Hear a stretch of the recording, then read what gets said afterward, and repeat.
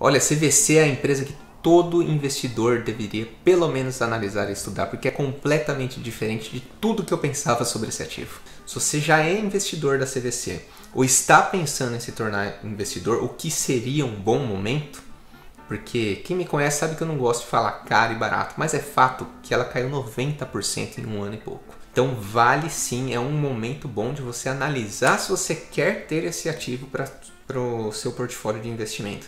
E eu me surpreendi demais com a análise, tá? Já vou entrar aqui no computador para você ver todos os detalhes dela, a apresentação da empresa, uma análise mercadológica dela, como que ela tende a se posicionar nesse momento, onde que ela tem presença, onde que ela vai ser mais afetada, e análise numérica dos indicadores fundamentalistas, mesmo analisando bem os dados da empresa, tá? Vou trazer todos esses detalhes explicadinho aqui no vídeo. Se você é impaciente como eu, pode colocar aí para acelerar 1,5 vezes, 2 vezes a velocidade do vídeo. Vou deixar aqui na descrição, passo a passo, o minuto de cada análise que eu fiz. Se você quiser pular alguma, eu já conheço a CVC, já conheço muito bem a apresentação da empresa. Para mim não me interessa, eu quero ir direto para os dados. Já vou deixar aqui a descrição certinho, você pode pular para lá. E se você gosta desse tipo de conteúdo, peço que considere se inscrever aqui.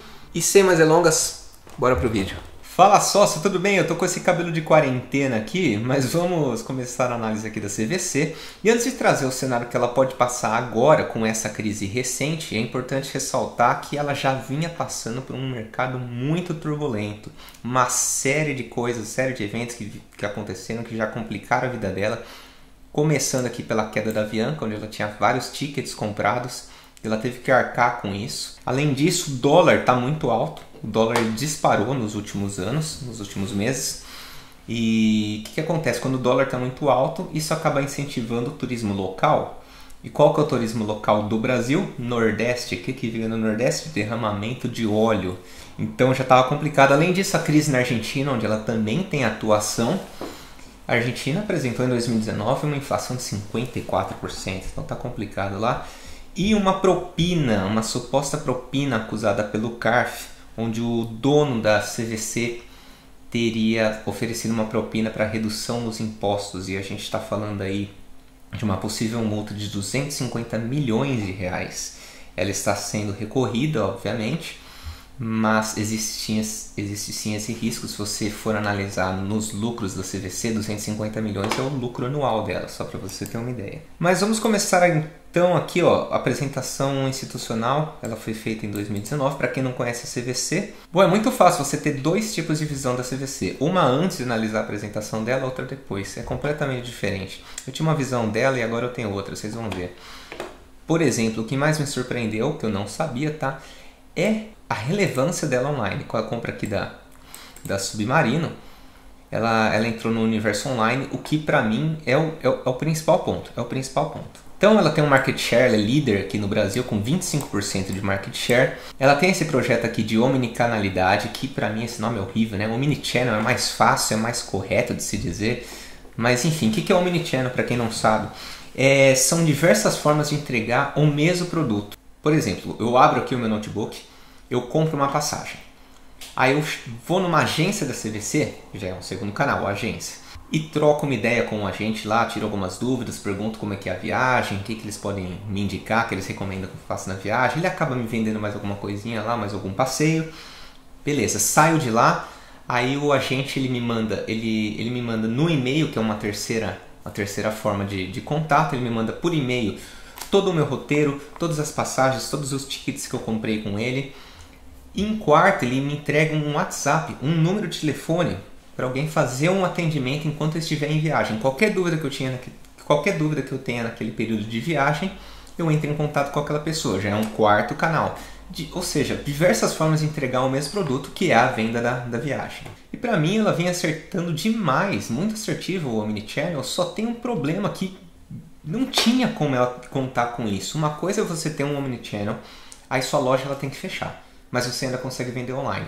Agora, outra coisa é o seu produto ser cancelado. O produto dela foi cancelado, as pessoas não podem viajar, elas não podem fazer nada.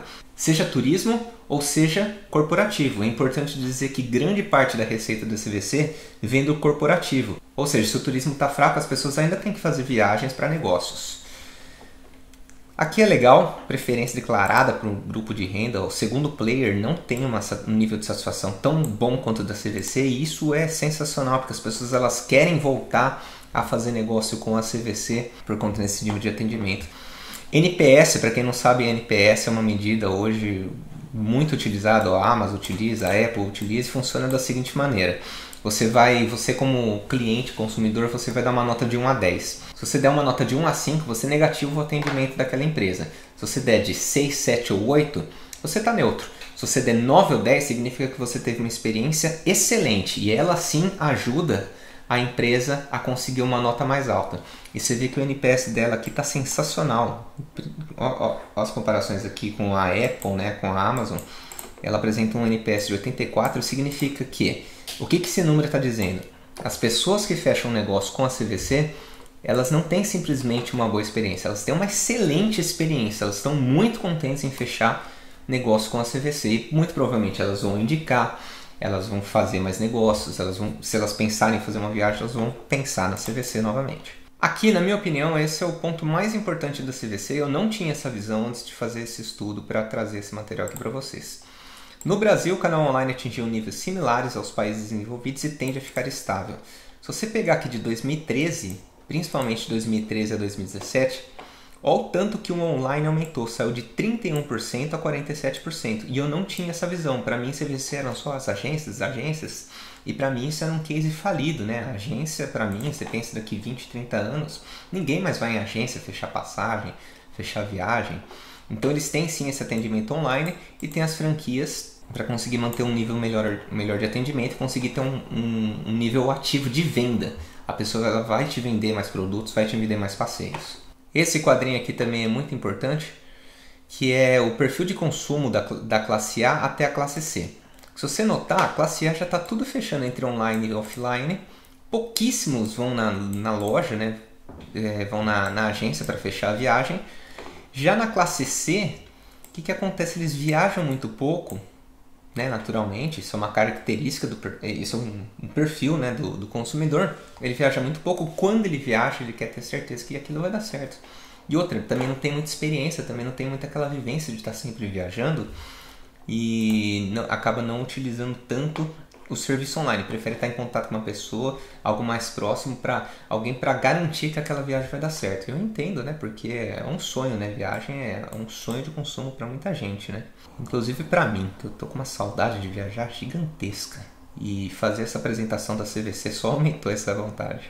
Aqui a assistência é considerada importante durante toda a jornada de viagem. Aqui o período durante a viagem, né? De ter uma assistência, alguém que te auxilie durante essa viagem. Você vê que o perfil aqui do brasileiro ainda é muito grande, ó, 58%, né, para viagem, 58% no total, 74% internacional. Durante a viagem você tem alguém para te ajudar também, o pessoal valoriza demais isso ainda, por isso que ainda é um case muito bom. Aqui o time digital deles é muito importante aqui a gente mencionar que a CVC trabalha com um modelo de negócio chamado Asset Light. O que significa isso? Ela não opera o cruzeiro, ela não opera o avião, ela não opera o hotel. O que ela opera? O administrativo e as lojas que ela tem. Portanto, se acontece uma crise igual está acontecendo agora, ela não tem que arcar com a manutenção de tudo isso. Ela arca com o administrativo dela e as franquias, o que já é uma boa grana para se administrar, mas com certeza é muito mais leve do que ela ter que arcar com tudo que ela entrega. Bom, antes de ir para os números, para os indicadores, eu só queria trazer o modelo de negócio dela, como ela trabalha. Então é basicamente, ela compra em atacado e revende em varejo. Ela consegue comprar, por exemplo, 1000 voos, até por isso que ela teve problema com a Avianca, quando a Avianca quebrou. Ela consegue comprar 1000 voos com preços baratos, né, num ticket muito baixo, e às vezes mais baixo do que se você, como consumidor, ir direto na companhia para comprar esses voos. A mesma coisa para hotel, para cruzeiro e tudo mais. Então, só tem um problema nisso, ela compromete o caixa dela. No momento que ela pega todo o dinheiro dela e compra aquilo tudo, ela comprometeu naquele específico ponto. Então, por exemplo, o que aconteceu no Nordeste, ela comprou vários hotéis lá, aí teve derramamento de óleo, que é completamente fora de controle dela. Então ela tem que arcar com aquilo, ou vender muito baratinho. As pessoas, tem essa passagem aqui para o Nordeste, estava 5 mil, está R$1.000 agora. E ela arca com menos prejuízo, ou fica 0 a 0. Vamos para os números aqui. Como vocês bem sabem, eu gosto de usar esse site Fundamentei. Ganho nada para isso, tá? Importante dizer, mas eu gosto muito do modelinho aqui, tudo bem apresentadinho. Então ela é do novo mercado, um free float de 95%, bem interessante esse free float, né? Altíssimo, os 5% na mão do JP Morgan aqui. É uma empresa muito boa, tá? E olha que maravilha que aconteceu aqui. Caiu 55, acho que se eu tirar um zoom aqui, chegou a bater 60, hein? Não, mas beleza. Aqui, ó, falei. Ó, R$64 ela chegou a bater 6,29, gente. 6,29. Isso é uma queda de mais de 90%. Mais de 90%. É exagero? Não. Não é exagero. Vocês vão ver que a situação dela é muito crítica mesmo, tá? Ela está sob um risco gigantesco. Bom, o que a gente vai analisar aqui? Caixa, dívida e GAL. Se você não sabe o que é GAL, vou deixar o card aqui em cima para você ver. Eu gravei um vídeo especificamente sobre esse indicador, como calcular ele, a importância dele. Mas beleza, vamos lá. Então não vou ficar repetindo aqui o que é o GAL, tá? Você dá uma olhadinha nesse vídeo, mas ele é muito importante para analisar. Se cair a receita da empresa, qual que é o impacto que tem sobre o lucro líquido dela? Eu já deixei tudo calculadinho aqui nesse documento do Word. GAL, grau de alavancagem operacional. Como calcular ele? Lucro operacional, o EBIT, sobre o lucro bruto. O EBIT dela, 484 milhões. Eu peguei o período de 12 meses. Eles ainda não lançaram o quarto trimestre de 2019, tá? Então aqui eu estou pegando 9 meses de 2019, 3 meses de 2018. O mesmo período para o lucro bruto. Então deu que o GAL, 484 sobre 1259, 38%. Tá? O que isso está me dizendo? Se a receita da CVC, essa receita aqui, ó, se essa receita aqui, ó, 1908, cair em 38%, aí a CVC começa a dar prejuízo, tá? Então, 1908 menos esses 38% dá 1182. Bom, para efeito didático, a gente vai estimar que o faturamento dela é igual por trimestre, o que não é uma realidade, tá? O último trimestre dela com certeza é o mais forte, porque o pessoal vai viajar em dezembro, janeiro. Dívida versus caixa. Ela tem um caixa de 412 milhões. Peguei aqui no site também, ó, 412 milhões. Versus uma dívida de 1.542 milhões, tá? Então, essa dívida dela aqui, seja ela de curto prazo ou longo prazo, se for de curto prazo, ela pode rolar essa dívida, jogar um pouquinho mais para frente, renegociar, tá? Mas, independente de ser curto ou longo prazo, ela tem que pagar um juro sobre essa dívida. Então, eu estimei aqui, para cima, eu diria, 6% de juros ao ano. Por que para cima? Porque ela trabalha com esse modelinho chamado Convenants. O que é Convenants? Eu vou tomar uma dívida no banco. Aí eu chego para o banco e falo, oi, você me empresta aí 1 milhão? Aí o banco fala, cara, empréstimo, vai ser 10% ao ano. Eu falo, não, calma, ó, eu vou te mostrar uma coisa. Todo o histórico aqui da minha empresa, eu sempre tive caixa positivo, acima de 200 milhões. Além disso, eu te garanto que enquanto eu estiver com essa dívida tomada sua, eu vou manter minha dívida líquida sobre o EBITDA abaixo de 3. Ou seja, eu não vou me alavancar tanto. O que é mais seguro para você, tem menos risco. A gente consegue melhorar essa taxa de juros que você vai me cobrar? Ah, consegue, beleza. Então ela trabalha com essas regras de quando ela vai pedir um empréstimo e ela consegue taxas melhores. Porém, se eu tenho um caixa me gerando dinheiro numa aplicação muito simples lá, me gerando juros, mas eu tenho uma dívida também me comendo juros, eu estimei aqui que ela pode sim comer 80 milhões de lucro por ano. Tá? Porque ó, 1.542 vezes 0,06, que é 6% ao ano, aqui é 90 milhões. Desconta um pouquinho do que eu ganho com o caixa que eu tenho da empresa, 80 milhões aqui, estimativa, tá? Aí a gente vai para o cenário horrível, vamos pintar um cenário horrível aqui e não é nada mentiroso esse cenário, tá? Ele é bem factível, infelizmente. Então eu peguei 1908, dividi por 3, significa que por um quadrimestre eu não vou ganhar 636 milhões. Nos 8 meses restantes, eu estimei aqui uma queda de 80% na receita dela, o que daria uma queda de e 17 milhões, 1 bilhão de queda. Aí você fala, realmente as pessoas não vão fazer turismo, elas não vão fazer turismo. O pessoal ele ainda vai estar muito receoso, eu acredito que por pelo menos um ano a gente vai estar muito receoso em voltar a fazer uma viagem, vai ter muita restrição, vai ter muito medo envolvido em fazer uma viagem. Você não vai querer ir para certos lugares, o dólar está disparado, você não vai querer fazer uma viagem internacional, mas ela também trabalha com o corporativo, então ela vai continuar ganhando, tá certo? Mais ou menos. As empresas, as pessoas estão vendo que muitas reuniões que aconteciam presencialmente, que tinham que ser presenciais, agora estão acontecendo online, tudo por videoconferência. Que elas não precisam mais acontecer. Muitos CIOs falando, nossa, eu nunca parei para pensar que horas de reunião poderiam ser resolvidas em um e-mail, uma troca de e-mail.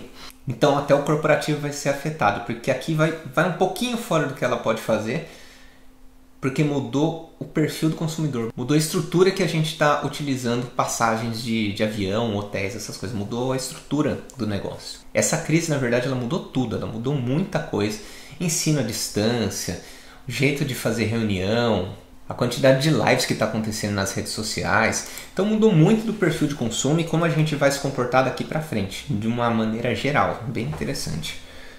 Enfim, em números, faturamento de 2020 previsto para 254 milhões de reais, nesse cenário que eu pintei aqui em cima. O Gal nos diz que se ela faturar até 1.200.000, 1.2 bi, ela não daria prejuízo, mas se ela faturar 254 milhões, ela vai dar prejuízo sim.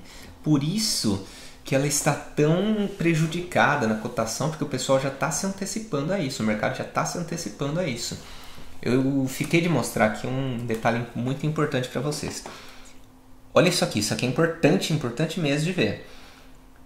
Até 2019, ela já vinha sofrendo com tudo menos com o vírus. Até 2019, tá? E ela ainda conseguia apresentar um lucro. Um lucro bem expressivo, tá? 229 milhões de lucro líquido limpinho. Então ela apresenta, e ela vinha fazendo compras, né? Ela vinha fazendo aquisições. Então ela vem vindo numa toada muito boa. Ela vem superando essas crises. Reduziu a margem? Reduziu. Mas está trazendo resultado ao acionista. Porém agora o cenário é crítico.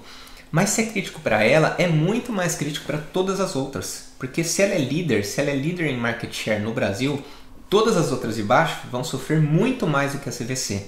Então esse também é um ponto a se analisar, um ponto estratégico, né? Se a líder sofre, a tendência é que todas as outras que não são líderes, que não têm tanto ganho de escala quanto a CVC, elas sofrem muito mais. Mas isso tudo que eu disse não reduz o risco dela. O cenário dela é feio, é bem feio, tá? Bom, sócio, um pouquinho relacionado aqui a CVC, agência, turismo, viagens, tá? Eu queria trazer bem rapidamente, vai ser bem rapidinho mesmo, a Azul, que também me pediram lá no Instagram, tá? Se você não me segue, eu vou deixar o link aqui embaixo para você me seguir. Lá a gente tem um contato mais próximo, né? E eu abro enquetes de qual empresa que eu deveria analisar. O pessoal pediu bastante, Azul e CVC. CVC é interessantíssima, como eu comentei desde o começo do vídeo. Azul, gente, é impossível analisar Azul. É impossível. Vocês vão entender o porquê. Está fora da minha competência. E eu tenho certeza que está fora da competência da maioria dos investidores, tá? Por quê? Porque a maioria dos investidores não são investidores profissionais, né? Nós temos nossa profissão, a gente é engenheiro, administrador, tem nossa própria empresa, é médico, advogado, alguma coisa, né? E a análise da Azul é assustadora. Bom, não gosto do nível 2, tá? Você vê que eles não têm ações ordinárias, só tem ações preferenciais, já começa por aí, mas beleza, vamos ignorar isso, vamos relevar isso. Olha esses dados, gente. Essa é a típica empresa que você se pergunta como ela ainda existe. Sem brincadeira. Como que uma empresa dessa ainda existe? Se nos últimos 6 anos ela só apresentou prejuízo, um ano deu 400 milhões. Então, sinceramente, a análise aqui ela vai um pouquinho mais além. Por quê?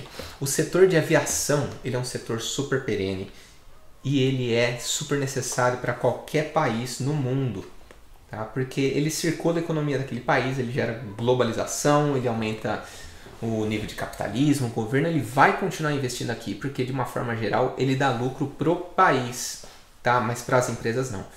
Eu me questiono até por que o cara ele quer assumir uma empresa dessa, porque olha isso, é muito prejuízo, gente, é muito prejuízo, tá? Então quando você vai para uma análise dessa, tem algumas perguntas muito simples que passam na minha cabeça. Uma, para que eu vou investir nisso, tá? Se gera zero retorno. Eu tô falando investir, tá? Não tô falando fazer trade. Se gera zero retorno, comprovadamente aqui para o acionista, em 2020 vai vir muito pior. Se isso aqui, ó, já era assustador, imagina 2020, tá? Essa é a primeira pergunta. Segunda pergunta, como que uma empresa dessa se mantém em pé? Então, aqui vai um pouquinho fora da minha área de competência, mas eu estimo que existe sim um grande incentivo do governo. E novamente, ó, patrimônio líquido negativo também, porque novamente é um setor, é uma empresa necessária, tá? É uma empresa necessária para a economia de um país. Ela não necessariamente, o ativo em si não necessariamente é bom, mas a empresa é necessária.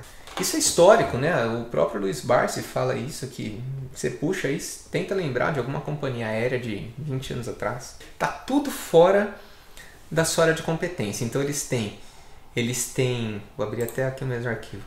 Eles têm, ó, gasolina, eles não controlam. Dólar, câmbio, não controla. Sabe, tá tudo fora da área dele. Legislação, não controla.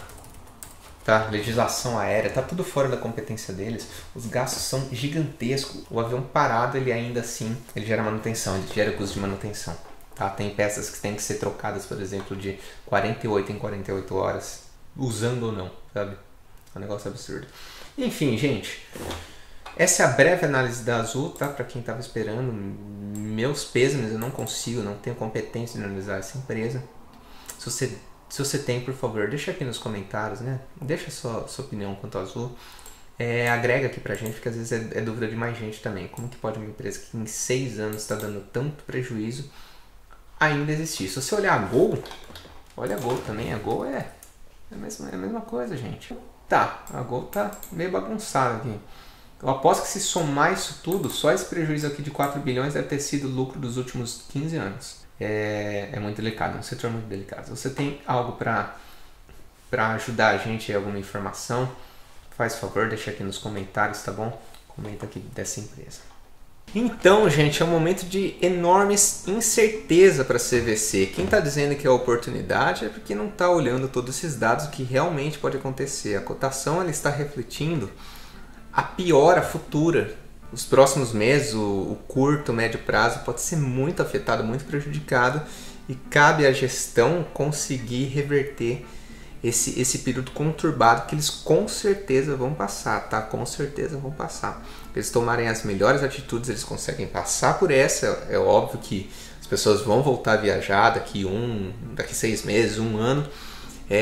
Eles também trabalham na área de corporativo, não é só turismo, então daqui a pouco as empresas estão novamente tendo que viajar, né? As pessoas têm que voltar a viajar, negócios também.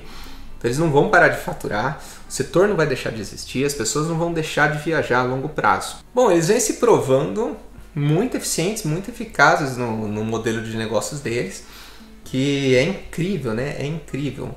Como pode um setor que ninguém mais utiliza, né? Praticamente ninguém mais vai em agência, mas você vai ver o resultado deles, vão sim, né? Às vezes a nossa realidade, isso fica até de lição, às vezes a nossa realidade, a bolha que a gente está inserido, com o círculo social que a gente está inserido, não é suficiente para avaliar um mercado nacional. Então eles vêm provando sim que as pessoas ainda vão em agência, eles ainda gostam de ter algum suporte, eles gostam de ter um atendimento, alguém amparando aquele momento especial de viagem em família. E vamos ver, o que mais me incomoda é o setor mesmo, porque a empresa é boa, hein? A empresa é boa. Pô, o que mais me incomoda é o setor, porque eu não uso esse setor, então eu não acredito nele. Eu não acredito. Você tem que levar isso em conta também. É algo que você acredita, é um case que você acredita. E quando eu penso aqui no futuro, 20, 30 anos, é difícil você imaginar as pessoas ainda fechando por agência. Vai existir uma parcela sim, mas é difícil você imaginar que isso aí vai crescer, que vai te gerar valor a longo prazo.